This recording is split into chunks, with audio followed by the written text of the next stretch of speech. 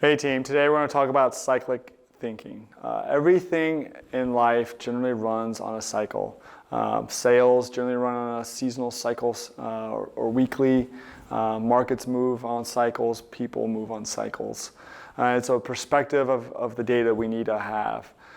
So I'm going to use a kind of a classic example to start, and it's going to be Babe Ruth's batting average. Babe Ruth in 1921 was probably considered the best batter that year or of all time, really. And you can see from the graph that after the first couple games, his batting average really evens out. It is just so amazingly high. It beats out everyone since, really. But you can see it feels like there's no cycle here. There might feel like there's a little bit of cycling, but that's just sort of the numbers as the averages start playing in. But it doesn't feel like there's a cycle here. It's like, Professor McCarthy, I found something without a cycle. Well, if we look at the 10-game moving average for Babe Ruth's batting average, you can see that all of a sudden there is a major cycle that emerges, and it's clear and it's evident. This is the same data. One is the average throughout the year, and the other one is the 10-game moving average. A major difference of how the data speaks to us. And this is actually what you should expect on most types of things. And I want to give you another example. This one's much more contemporary. This is just football from the last 90 days for Google searches. So when someone types in football into Google, this is the searches. And this is a relative scale over there from 0 to 100, 0 being very low and 100 being the max. And you can see it's pretty, like what's going on here doesn't really seem like it has any sort of cycle. There's a little blip over here. If you look at the date, that's when they had the NFL draft.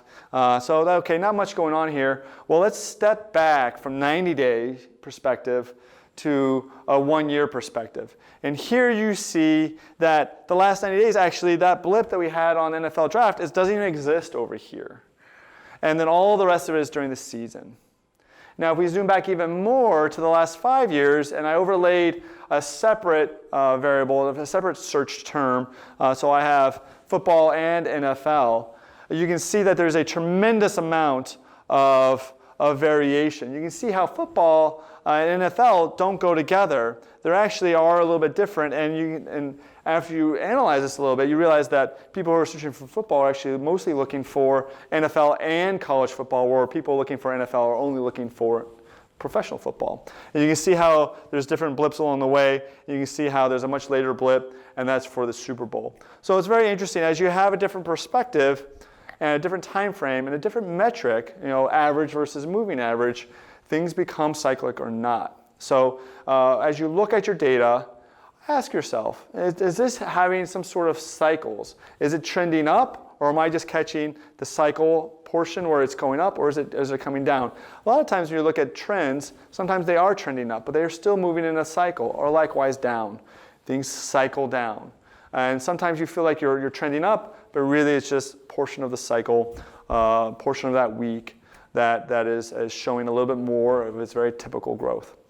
Typical upward trend. So just something to consider as you look at your data, especially time series data. Thanks for watching.